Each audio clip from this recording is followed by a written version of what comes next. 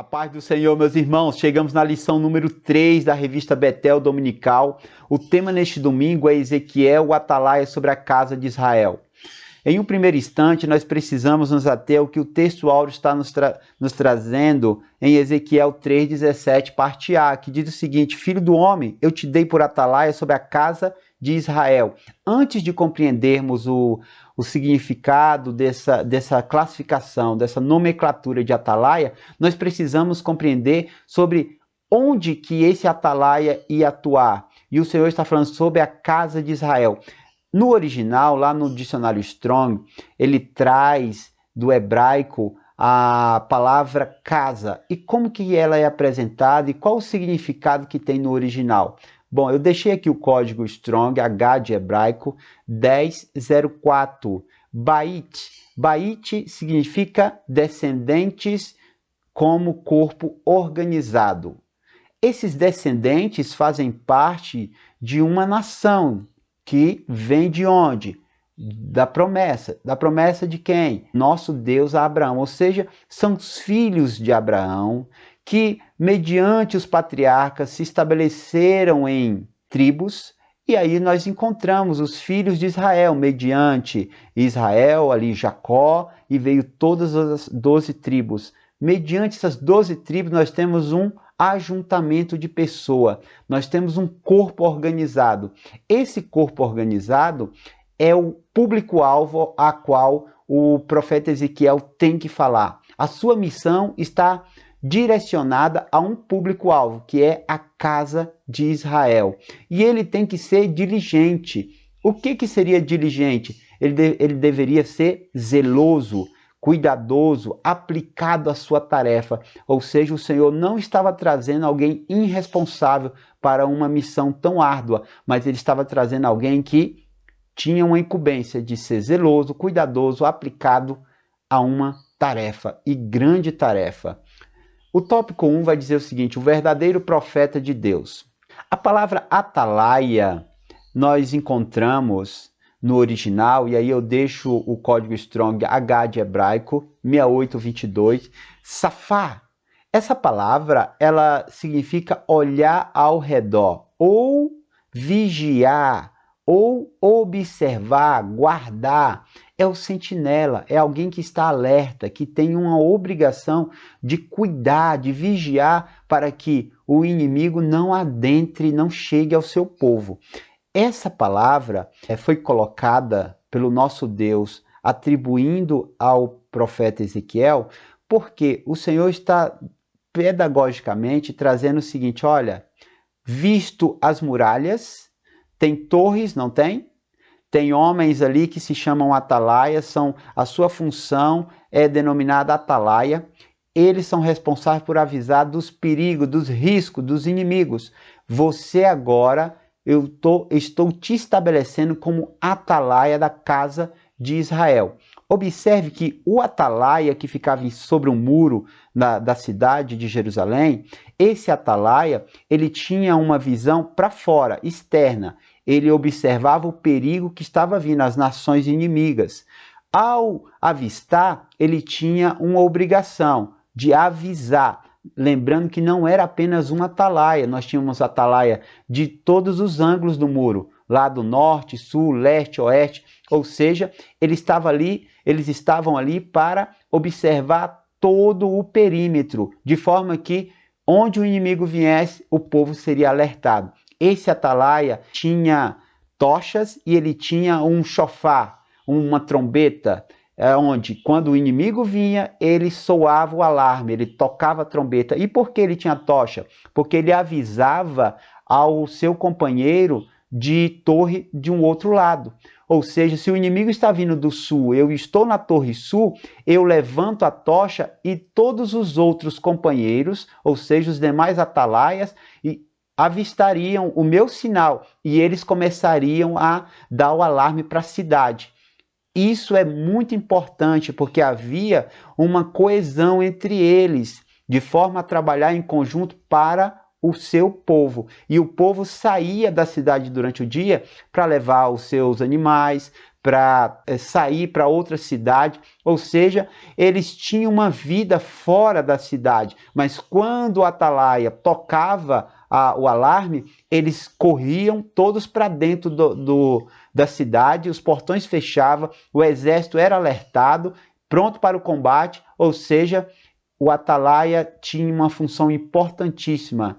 Se ele não executasse o seu trabalho, as pessoas perderiam suas vidas. Então é muito sério a posição de atalaia. Por isso o Senhor está falando, Ezequiel, eu estou te constituindo como um atalaia, a casa de Israel. Eu falei que o atalaia que estava em cima do muro, ele tinha uma visão externa, ele estava voltado para o lado externo. Porém, o Senhor está falando assim, ó, eu estou te levantando como atalaia sobre a casa de Israel. Ele estava falando assim, ó, tu vai ter um olhar para dentro da casa de Israel. Tu vai ver as coisas que estão acontecendo no meio de Israel e tu vai alertar a eles para que eles possam se arrepender. Então, a visão do atalaia que o Senhor levanta é interna. Ele está olhando para a casa de Israel, para o seu povo, os problemas do seu povo, que está sendo a ruína do seu povo. Amém? Se entendemos isso, meus irmãos, será maravilhoso. Nossos alunos já vão absorver. Essa palavra, safá, ela dá origem a outra palavra, que é o mitzipei, ou mitzipe, na nossa língua transliterada. Essa palavra significa torre de vigia, ponto de observação. Significa que o atalaia está sempre numa posição elevada. O profeta Ezequiel estava numa posição elevada. E qual era a sua posição elevada? Era uma posição que transcendia o natural. Ele estava numa posição espiritual. O Senhor o colocou em uma posição alta, ou seja, na torre de vigia. Essa torre de vigia recebia as informações do próprio Deus. O profeta tinha uma visão daquilo que o povo não estava vendo, porque eles estavam na carne, no natural. Mas Ezequiel estava no espiritual. O Senhor o dava tudo, mostrava o que acontecia, mostrava os alertas, e aí ele levava, Jeremias levava. Amém? O Isaías 56:10 diz o seguinte: todos os seus atalaias são cegos, nada sabem. Todos são cães, mudos, não podem ladrar, andam adormecidos, estão deitados e gostam de sono, do sono. O Senhor está falando para Isaías aqui, ele está fazendo uma comparação que os atalaias são como os cachorros, que ao ver alguém se aproximando, eles começam a ladrar, a latir. Talvez você tenha um cachorro assim, que se alguém chegar perto do seu portão, ele começa a latir. O atalaia tinha essa função, se alguém chegasse perto, ele tinha que falar, ele tinha que avisar, ele tinha que causar um alvoroço para que as pessoas pudessem se alertar do perigo. Amém? Seguindo adiante, o tópico 1.1 diz o seguinte: deve ser da mais alta confiabilidade. O atalaia, ele era um ato de graça para o povo. E o que é esse ato de graça? Era um favor. O profeta, ele era um presente para o povo, porque se o povo não tinha profeta, como que eles iriam sair da sua condição de pecado, de mazelas? Aqui nós temos um ato de graça, o nosso Deus tomando uma atitude de levantar um atalaia para que alertasse o seu povo, ou seja, um presente, demonstra o amor do nosso Deus para com o seu povo. Essa função de atalaia exige grande responsabilidade, porque se o atalaia não trabalha, os homens morrem. E Ezequiel tinha exatamente essa função de, olha, se eu não alertar esses homens, eles podem morrer fisicamente e podem perder a sua salvação diante de Deus. Isso é muito sério, não era o que o Senhor queria. O Senhor não queria que eles morressem, queriam que eles vivessem. E se o profeta não trabalhasse dentro daquilo que o Senhor mandou, se ele não tivesse atitude diante daquilo que o Senhor mandou levar como mensagem, ele sofreria sanções. Ou seja, a morte daqueles recairia sobre o profeta. Então é uma função muito séria. Observe Ezequiel 3,17. Filho do homem, eu te dei por atalaia sobre a casa de Israel, e tu da minha boca ouvirás a palavra. e avisá-lo-ás da minha parte. Ou seja, este profeta, este atalaia, ele tem um contato diretamente com Deus, porque o Senhor sabe todas as coisas, ou seja, é a torre, é onde está toda informação, é onde o Senhor emana as suas ordenanças de alerta, de socorro, de salvação. E o profeta precisa estar muito consciente dessa sua função. O tópico 1.2 diz o seguinte: deve internalizar a palavra. Aqui nós temos a visão a qual o profeta teve, que o Senhor manda ele comer o rolo, comer a palavra. Ezequiel 3:2 diz o seguinte: e então abri a minha boca e me deu de comer o rolo. Ele come. E aqui quando ele diz eu abri a minha boca, essa expressão lá no original, a expressão abrir, no original, mais uma vez, o código Strong, H de hebraico 6605, patash, essa palavra, ela significa entalhar, ou gravar, ou imprimir, ou seja, o Senhor estava colocando a sua palavra no interior deste homem, para que agora esse homem fosse um mensageiro, mediante o que esse homem falasse, o povo saberia que Deus estava falando com eles. Era a própria palavra de Deus impregnada neste homem. Não tem como um mensageiro de Deus falar sem a palavra de Deus. É algo antagônico, não tem como. Ou seja, todo mensageiro de Deus possui a palavra de Deus. Eu não falo de mim mesmo, eu só falo aquilo que o Senhor mandou. O mensageiro de Deus tem essa função. Homens e mulheres de Deus só fala aquilo que o Senhor mandou, aquilo que já está dentro, aquilo que o Senhor deu. Então, mediante isso, é necessário que eu e você buscarmos, a igreja buscar a cada dia a palavra de Deus, para que nós possamos ser alertados, para que nós possamos ser confortados, para que nós possamos ser exortados. Esta é uma orientação a qual nós podemos tirar uma aplicação desta lição. A mensagem não é do profeta, nunca foi do profeta de Deus, nunca. Observe o que diz lá em Hebreus 8:10, a qual o escritor aos Hebreus está citando Jeremias 31:33. E lá o escritor aos Hebreus diz o seguinte: esta é a aliança que farei com a casa de Israel. Passado aqueles dias, garante o Senhor, gravarei, em algumas versões está, imprimirei as minhas leis na sua mente e as escreverei em seu coração.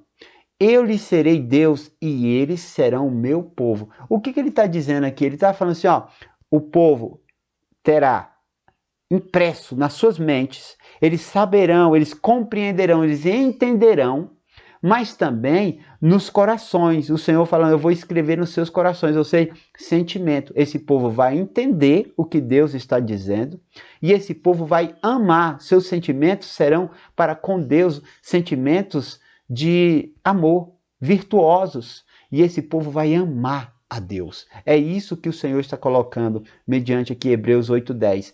E o profeta Ezequiel exatamente teve essa experiência. E essa experiência é, olha, ele engoliu, abriu a sua boca, foi entalhado, essa palavra agora está escrita dentro dele, gravada dentro dele. E se está gravada, tem que sair, tem que avisar o público-alvo, amém?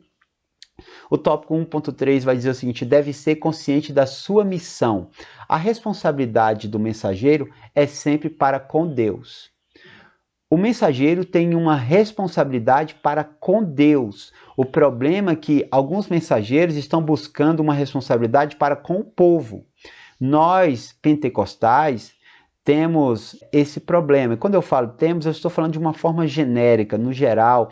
Muitos pregadores, não estou generalizando, mas eu estou dizendo que muitos pregadores, mensageiros ou mensageiras se preocupam com o público, em trazer algo para o público, para que esse público possa gerar algum tipo de emoção, de exposição, para que ele veja, o pregador veja que é ele que está fazendo, ou seja, ele fica numa perspectiva de, eu tenho que fazer a igreja pegar fogo. Não, você não tem, nem eu nem você tem essa obrigação. Nós só temos que levar a palavra. Se estamos levando a palavra, a nossa responsabilidade é para com Deus. Depois que a palavra for disseminada, aí é com o povo, amém? Se houver arrependimento, quebrantamento, é claro que haverá manifestações.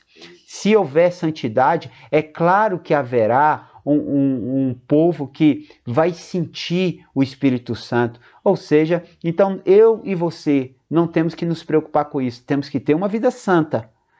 Temos que estar na presença de Deus para que possamos ter a sua mensagem gravada em nós e assim nós, levarmos para o povo. Levar a mensagem é uma ordenança. Eu não tenho o direito de recusar. Se o Senhor está me dando a mensagem, eu tenho que entregar. Não há negociação nisso. A responsabilidade é para com a palavra de Deus. Prevaricar incorre em pecar. A palavra prevaricar é você deixar de cumprir o seu dever, de fazer a sua obrigação. Aí fora no serviço público, isso é tratado com penalidades. No campo espiritual, também, o Senhor não quer mensageiros covardes. Mensageiros que deixam de cumprir a sua missão, porque se ele não cumpre as suas atribuições, pessoas morrerão, vidas se perderão. Então isso é muito sério. Observe que 1 Coríntios 9,16 diz, o apóstolo Paulo falando à igreja de Corinto, porque se anuncio o evangelho, não tenho de que me gloriar, pois me importa essa obrigação. E ai de mim, se não anunciar o evangelho. Ou seja, o apóstolo Paulo está falando assim, ai de mim, grande tristeza sobrevirá sobre mim se eu não fizer. Então, eu tenho uma responsabilidade para com Deus. A igreja tem uma responsabilidade para com Deus. Olha o que o apóstolo Paulo também disse a Timóteo, lá em 1 Timóteo 4,2, pregue a palavra em tempo e fora de tempo. Pregue a palavra. O nosso compromisso é com a palavra de Deus. Entregamos a palavra de Deus e o povo que o receba ou recuse, mas nós temos que entregar. Seguindo adiante, o tópico 2 diz o seguinte, Deus não tem prazer na morte do ímpio. A palavra ímpio, lá no original, mais uma vez o código Strong, H de hebraico 7563, rachá ou racha, significa perverso, hostil a Deus. É aquele que não quer Deus, resiste a Deus. Ele não tem nenhum tipo de flexibilidade para receber a palavra de Deus. O ímpio é assim, ele não tem prática, a prática dele é totalmente maligna, ele também não tem nenhum tipo de voluntariedade para ouvir Deus, ele é hostil, é ímpio. Mas o Senhor, ele coloca que mesmo eles não querendo ouvir, tem que pregar, tem que falar, mesmo eles não gostando, tem que pregar. A morte do ímpio resulta na perda da salvação. Em definitivo, isso destoa do plano de Deus. O nosso Deus não fez o homem para ser destruído, para a perdição. Eu sei que há uma doutrina calvinista que diz que ele fez uns para o fogo eterno e outros para o céu. Não. O plano de Deus é que todo homem alcance a salvação. E aí nós podemos observar o que a palavra de Deus diz em João 3,16. Porque Deus amou o mundo de tal maneira que deu seu Filho unigênito para que todo aquele que nele crê não pereça, mas tenha a vida eterna. É todo aquele que nele crê. Ou seja, o Senhor não fez o homem para a destruição. Porém, o homem que é hostil a Deus, ele tem um caminho que não é o que o Senhor quer. O Senhor não tem prazer que esse homem morra, mas o Senhor tem um prazer que ele se arrependa e que ele se volte para Deus. Então, é por isso que tem a palavra. A palavra é para isso, é para resgatar o homem dessa hostilidade. É para trazer o homem a uma reflexão. Se ele vai querer esta oportunidade, não é comigo. Eu não tenho que me preocupar com isso, eu tenho que falar. só falar. A minha responsabilidade é entregar a mensagem e entregar dentro daquilo que o Senhor me deu, daquilo que o Espírito Santo me deu. Amém? E assim eu consigo, mediante a palavra de Deus, executar aquilo a qual o Senhor quer, que é o quê? Que esse homem ele seja resgatado. Ezequiel 33:11 diz o seguinte: diz-lhes, vivo eu, diz o Senhor Deus, que não tenho prazer na morte do ímpio, mas que o ímpio se converta do seu caminho e viva. Convertei-vos dos vossos maus caminhos, pois, por que razão morrereis, ó casa de Israel?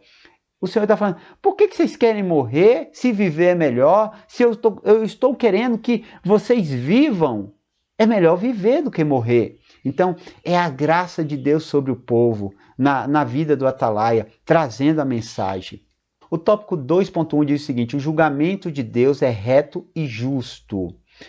Nós precisamos compreender que os nossos atos, eles não servem como um cheque ou como um testamento para que nós possamos ficar numa tranquilidade. Olha, eu já fui muito santo, eu já fiz grandes milagres, eu já preguei muitas mensagens, eu já fui muito usado por Deus. Então isso vale como um crédito diante de Deus. Então agora eu posso dar um tempinho, eu posso dar uma relaxada. Não é isso. E aí nós vamos ver o seguinte, ó, a validade dos nossos atos. A validade dos nossos atos diante da fidelidade é cumulativa, porque vai se transformar em quê? Em galardão. A igreja receberá galardão, os santos receberão galardão. Então ela é cumulativa. Nós estamos ajuntando tesouros aonde? No céu, conforme o nosso Senhor Jesus Cristo disse. Mas essa validade dos nossos atos, na apostasia, são extinguidas. Eu posso ter feito grandes coisas, ter sido usado por Deus, e eu fui para a apostasia, eu me afastei de Deus, zera, ela evapora, ou seja, ela é extinguida, não existe mais. Começa tudo de novo. Então não há esse crédito para quem está em apostasia. O crédito é na fidelidade. Enquanto estivermos sendo fiéis ao nosso Deus em santidade, nós estamos agregando tesouros no céu. Isso é bênção, não? Os aspectos da justiça de Deus se apresentam de duas formas. A sua justiça, ela é tanto em juízo como em galardão. Em juízo é castigo, em galardão é benefício, como a lição está colocando. Observe Apocalipse 2:26, o que diz: ao que vencer e guardar até ao fim as minhas obras, eu lhe darei poder sobre as nações. Ou seja, é o que vencer e guardar, aquele que guarda, tem que manter. Também Salmo 9:16 diz o seguinte: o Senhor é conhecido pela justiça, que executa, os ímpios caem em suas próprias armadilhas. Ou seja, nós temos um Deus que tem um atributo da justiça. E o atributo da justiça de Deus não pode ser visto sob uma perspectiva humana. Para ele, o que é certo, o que é errado, o que é justo, o que é injusto. Não tem meias conversas, meias palavras. É isso e pronto, o seu atributo é muito certo. Juízo, castigo para os hostis, mas também galardão para os santos. Amém? Seguindo adiante, o tópico 2.2 vai falar o seguinte: a justiça do justo não fará escapar no dia da prevaricação. O aspecto da graça na velha aliança, ele envolvia o sacrifício. Olha, o Senhor deu a lei, o homem, para que ele pudesse ter novamente uma comunhão com Deus, ele sacrificava. Era só sacrificar. Isso levou o homem a uma vida totalmente deturpada em relação a Deus, na questão de ter uma comunhão, de ter um relacionamento de pai para com filho. Isso os homens não conseguiram entender, eles não conseguiram ter uma vida a usufruir de tudo aquilo que a graça na velha aliança tinha para eles. eles começaram a menosprezar tudo aquilo. Mas na nova aliança, o aspecto da graça, ele envolve a obediência. Obedecer, sempre obedecer, melhor do que sacrificar. Não foi o que o profeta Samuel falou para Saul? Obedecer melhor do que sacrificar, porque na obediência eu tenho relacionamento, na obediência eu tenho um pai, na obediência eu tenho com quem eu converso, eu tenho como pedir perdão, sabe? Eu evoluo espiritualmente, ou seja, eu tenho uma progressão espiritual.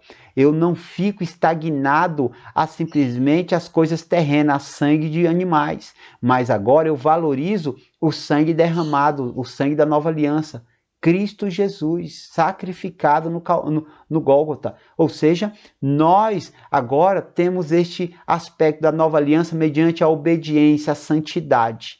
Nós valorizamos isso, amém? Porque foi o nosso Cristo, o Filho de Deus que morreu, não foi boi, não foi vaca, não foi bode, amém? Romanos 6:1 diz o seguinte: então, qual seria a conclusão? Devemos continuar pecando a fim de que a graça seja mais ressaltada? De forma alguma. Nós que morremos para o pecado, como seria possível desejar viver sob seu jugo? O apóstolo Paulo fala assim, que onde abundou o pecado, superabundou a graça. E aí ele está falando para os romanos, então, para essa graça superabundar, então vocês vão pecar mais? De forma alguma. Nós que já recebemos, que foi possível receber a salvação, nós não vamos viver sob esse jugo, nós refutamos a vida de pecado. Muito pelo contrário, nós não queremos viver como eles viviam na lei. Nós queremos agora viver uma vida de santidade. E o jugo do pecado nós refutamos. Nós não queremos. Não é possível. Entende o que o apóstolo Paulo fala? Assim, não é possível você querer isso. Não é possível.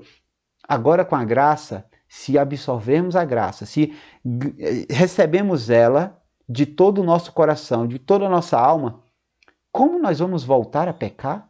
Por que voltar ao pecado? Isso é muito sério, né? Eu estou falando de vida ímpia aqui, tá? De uma mente ímpia, de ficar pecando, pecando, pecando. É disso que nós estamos falando, certo? O tópico 2.3 diz o seguinte: a responsabilidade da igreja atual. O caminho da mornidão. Como que uma igreja chega numa mornidão? Ou como que uma pessoa se torna morna? Essa expressão morna, ela está lá no Apocalipse da igreja de Laodiceia, onde o Senhor falou assim, tu não é quente nem fria, tu é morna, e os mornos eu vou vomitar. Isso demonstra que essa coisa, sabe, é ou não serve para nós. A negligência é um caminho para a mornidão, porque o profeta, o atalaia que está ali à frente de um povo, ele vai negligenciar seu papel, a sua tarefa. Ele vai começar a agir por conveniência. Não convém isso, porque se eu fizer isso o povo vai ficar triste. Se ele ficar triste, eu posso perder os benefícios. É isso que o Senhor está querendo? O Senhor está exigindo em nossos dias, na história do seu povo, dos atalaias, dos obreiros, que não haja por conveniência, não haja por interesse, apenas tenha um compromisso com a palavra. O outro caminho para uma igreja morna é a covardia de seus obreiros. Seus obreiros não pregam a palavra, têm medo, o medo de trazer uma palavra e desagradar a liderança, tem medo de trazer uma palavra e desagradar o povo. Na liderança, eles têm medo de desagradar porque podem perder uma ascensão ministerial, porque veem o ministério como um degrau e eles perdem o foco daquilo que o Senhor está colocando. E o povo é porque eu quero manter o povo eu quero ter a audiência do povo, eu quero estar bem com o povo, estar bem com a galera. Estamos falando, né, num termo mais pela juventude. Isso é muito sério. Nós não podemos ser covardes. O Senhor não levanta atalaia covarde, medroso. Nós temos que falar, porque nós estamos falando para que o povo não se perca. E se o povo se perder, a culpa é nossa. Cai sobre nós. A responsabilidade é nossa. E aí tem que ser o que o apóstolo Pedro e João falaram, ó, mais vale obedecer a Deus do que aos homens. Eu vou continuar pregando, vocês vão me soltar agora aqui, ok? Mas eu vou continuar pregando porque convém que o nome de Cristo seja divulgado. Então, esse é o ponto. Uma igreja morna é uma igreja que passa por isso. Fria, gelada, é apenas um conglomerado de pessoas. A morte do ímpio fica na conta de quem possui a chamada profética negligenciada. Se você e eu somos mensageiros do Senhor e negligenciamos, o pecado daquele povo, quando eles começarem a colher o resultado do pecado, a culpa é nossa. Nós somos os culpados. Isso é muito sério, é um alerta para a igreja, é um alerta para nós, que possamos ter vigor espiritual para pregar o evangelho para o nosso povo, para que eles possam voltar a si. Porque a mensagem, essa lição, ela está falando de resgatar um povo. Ou seja, é uma questão interna. Não estou excluindo aqui a questão de ser uma atalaia para o povo, para a humanidade. Não, a igreja tem esse papel. Nós temos esse papel, mas a lição está tratando disso. Ó. Olhe para dentro, veja como está. O povo está com saúde espiritual ou não está? Isso é muito sério. Onde tem sacerdote covarde, Deus levanta profeta. Profeta não depende de uma posição hierárquica. Profeta se levanta, o Senhor traz profeta de qualquer lugar, ele levanta do último banco. O Senhor levanta profeta. Quando os obreiros, que são os responsáveis pela liturgia, por conduzir o povo, por pastorear o povo, quando eles estão falidos, Deus levanta profetas. A história do povo de Deus é assim. Os reis desviados, os sacerdotes, sumos sacerdotes desviados, Deus levanta profeta. Não necessariamente de uma linhagem sacerdotal. Então, isso é um alerta para nós, nesses dias tão terríveis. Ezequiel 3,18 diz, quando eu disser um ímpio que ele vai morrer e você não advertir, nem lhe falar para dissuadi-lo dos seus maus caminhos, para salvar a vida dele, aquele ímpio morrerá por sua iniquidade. Mas para mim, você será responsável pela morte dele. Ou seja, eu e você ficamos em dívida com Deus se nós não levarmos a palavra. E cai sobre nós. A responsabilidade daquela morte cai sobre nós. O tópico 3 diz o seguinte, muitos são ouvintes, mas não praticantes. Aqui nós vamos falar sobre os crentes nominais, também sobre os crentes formais.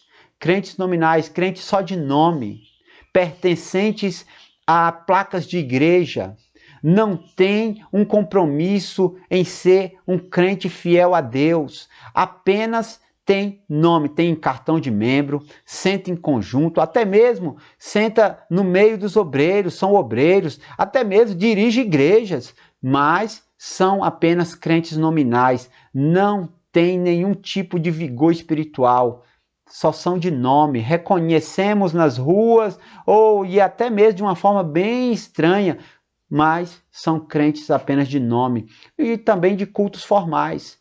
Cultos apenas, sabe aqueles cultos cheios de uma liturgia, às vezes uma liturgia mais jovial, né? Cheio de luzes, fumacinha de gelo seco, né? Agora estão pintando as igrejas tudo de preto, né? Colocando umas luzes vermelha, azul, amarela, verde, umas coisas esquisitas, sabe?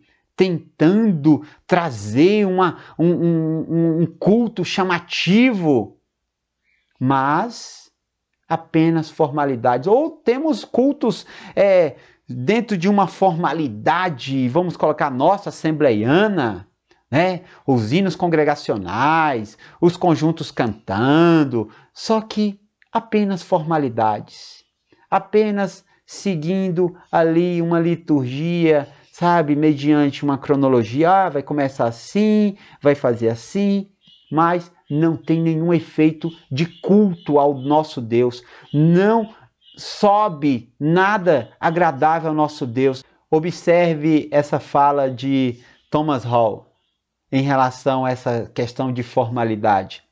Formalidade, formalidade. Formalidade é o grande pecado da Inglaterra nesses dias, sob a qual a nação se curva. Há mais luz do que havia, mas menos vida. Ou seja, há mais luz, mas não tem vida nenhuma. E ele segue: mais aparência, mas menos substância. Mais profissões, mas menos santificação. Thomas Hall. Olha só, o que ele está dizendo é muito atual, sabe? É muito atual. Muita coisa bonita. Painéis de LED, todo um, sabe? Tudo muito bacana, tudo muito belo. Mas está faltando santificação. Não tem santificação. Isso é triste. É para o coração rasgar, meus irmãos.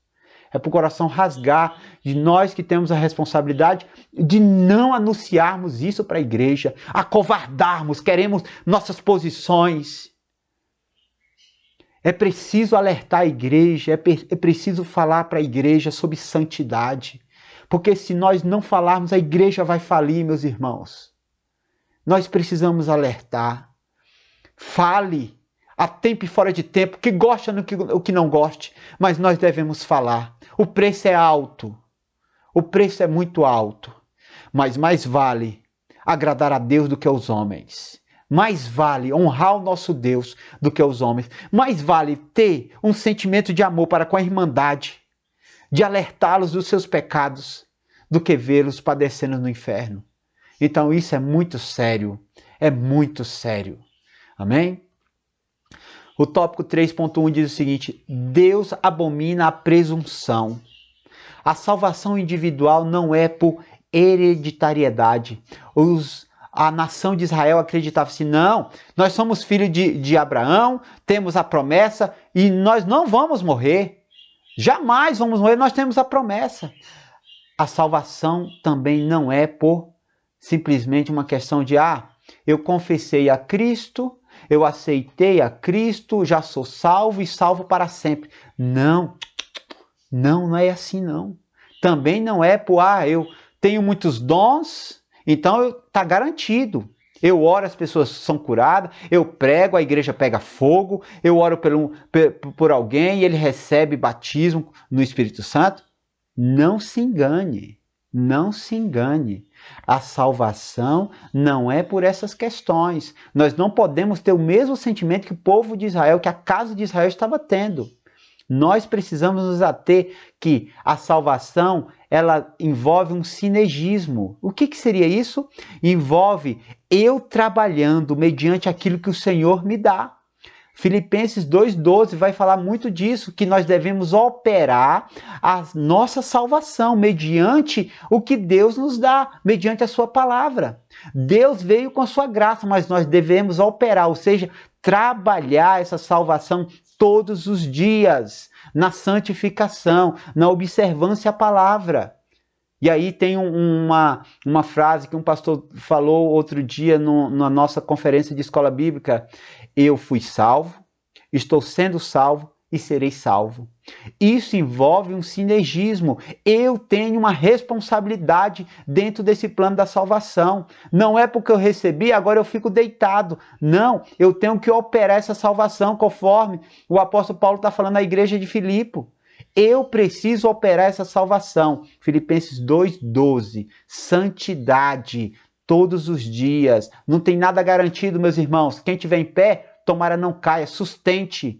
Que eu e você possamos sustentar na palavra, para que nós não venhamos cair. E também alertar os outros, para que eles não caiam. 3.2, ouvintes, mas não obedientes. A motivação do culto. Qual é a motivação do culto? Sabe o que eles faziam lá às margens do rio Quebar? Eles falavam assim: olha, vamos falar com o profeta, será que hoje ele tem alguma palavra para nós? Por que eles faziam isso? Porque o profeta tinha as visões, ele falava das suas visões. O profeta tinha uma forma pedagógica de mostrar no dia a dia situações a qual o Senhor mandava, por exemplo, pegar, tirar o cabelo da cabeça, separar em partes e sair cortando com a espada em volta, queimar um pouquinho, jogar ao vento. Ou seja, aquilo era muito bacana de se ver, o profeta fazendo trazendo essa mensagem de uma forma dinâmica, e isso agradava a eles. Eles queriam ver aquilo, sabe? E aí olha lá o que Ezequiel 33 está dizendo, verso 31. O meu povo vem a você, como costuma fazer, e se assenta diante de você para ouvir as suas palavras, mas não as põe em prática. Com a boca eles expressam devoção, mas o coração deles está ávido de ganhos injustos. Ou seja, sentava como povo de Deus, falava, professava, mas não tinha obras que refletia uma vida de arrependimento, de santificação. Esse era o problema. E qual é o problema nos dias de hoje? Será que os nossos cultos estão realmente trazendo uma adoração ao nosso Deus? Motivação do culto, será que é um entretenimento? Eu vou lá porque vai ter um jogral, vai ter uma peça. Eu vou lá porque quando a juventude cantar é glória. Quando a equipe de louvor cantar é maravilha. Eu vou lá porque vai ter um almoço, vai ter um jantar. Eu vou lá porque eles vão fazer um retiro, eles vão para uma chácara. Entretenimento não reúne para adoração. O intuito é o entretenimento. Será que é por necessidade? Eu vou lá porque eu preciso de uma bênção. Eu preciso de uma bênção. Ele tem que me dar uma bênção. Eu preciso da bênção. Por necessidade.